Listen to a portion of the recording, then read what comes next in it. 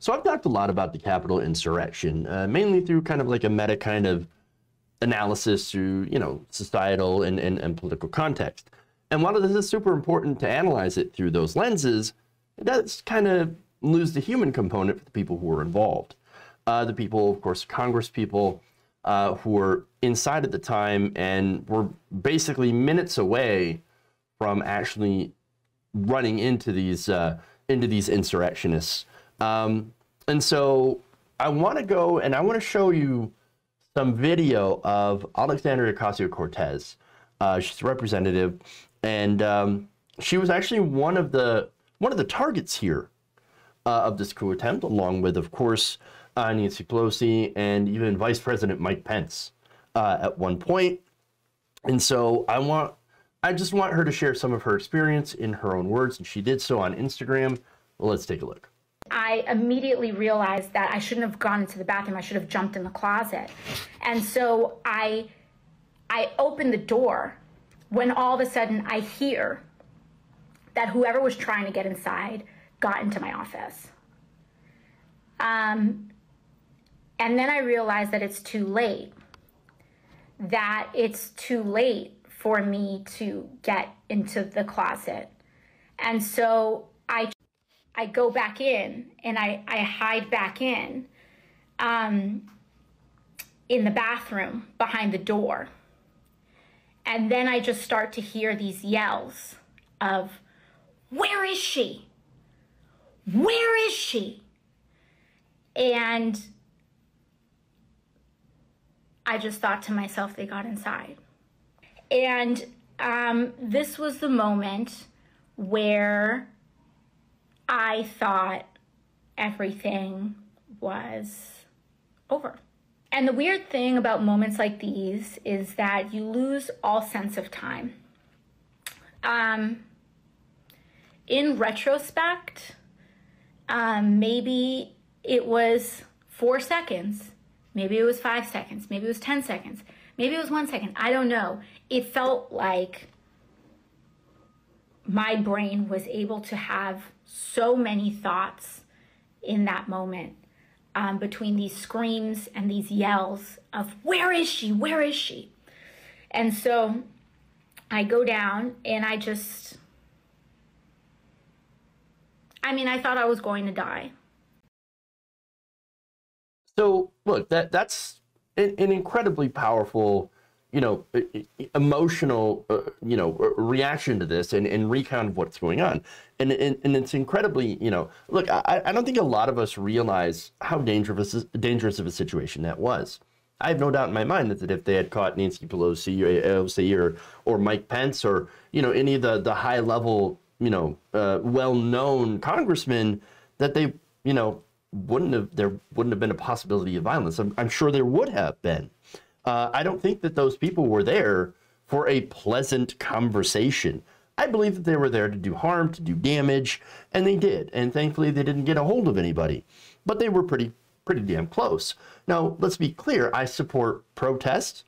As I've said before, I think we should make politicians uncomfortable, and that they should, in some respect, fear us. This is not what I mean. I would hope that most people would understand that I mean this in a political context. Meaning, if you do not serve your constituents, then you should be afraid for your job, right? Never afraid for your life, but afraid for your job.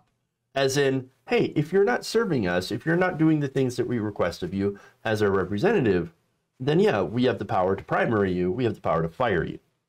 Okay, that's not what the Capitol insurrectionists were doing, all right?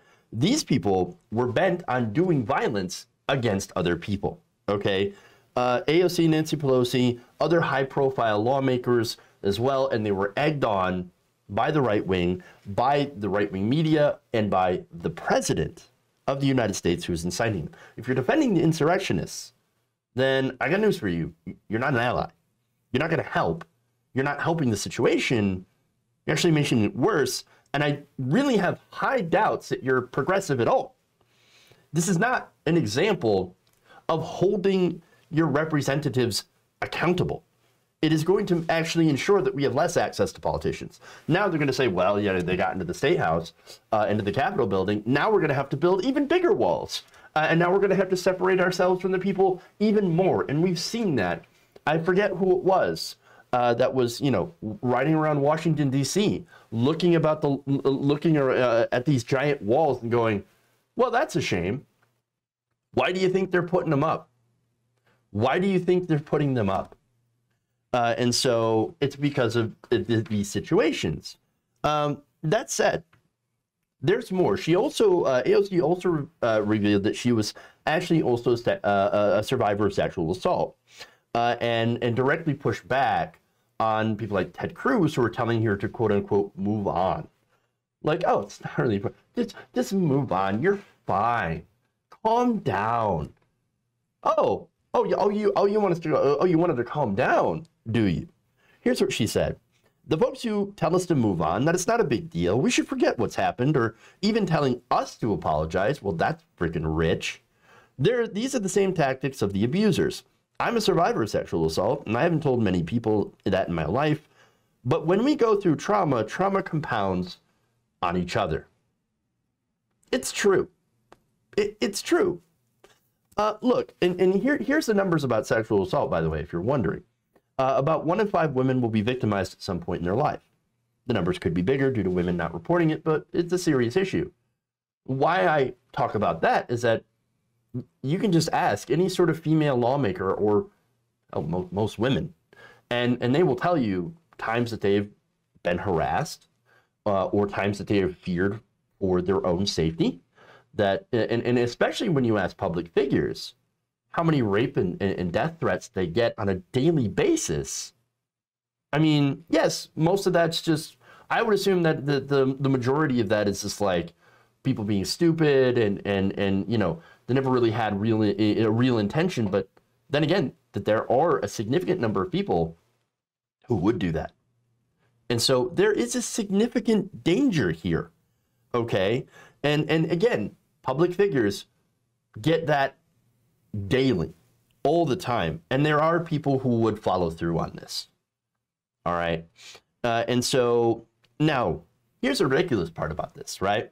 So she shared something that's personal and powerful and, you know, details on how it was a scary situation. And I think anybody who would be in that situation would also have been afraid.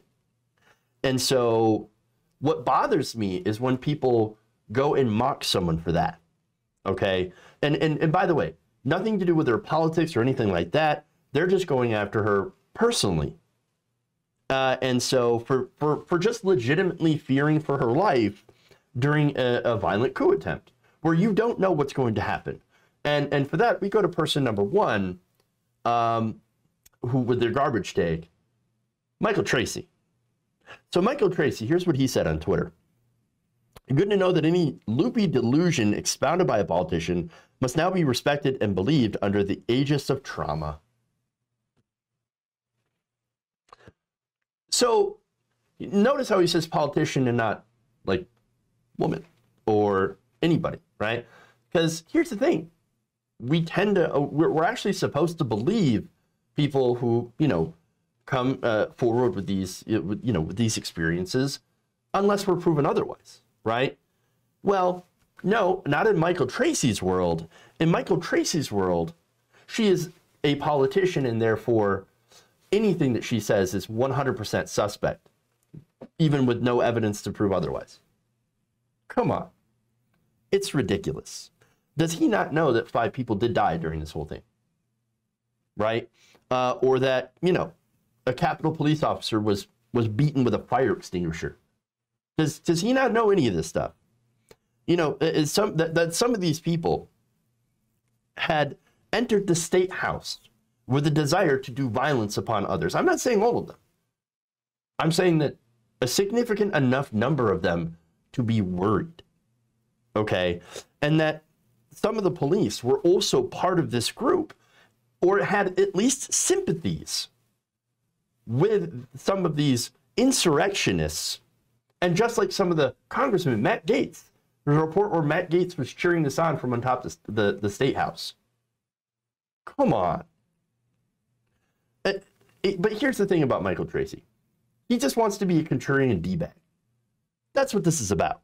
Okay, he's a contrarian D-bag with a total garbage hot take, right? And here's the thing. Here's the funny thing. This is somebody who claimed that he got assaulted by Maxine Waters. Let me show you when he got quote unquote assaulted. Impeach this president. Get that straight. I'm out to impeach the president. I'm not going to be diverted by people who are Obama haters. Do you think?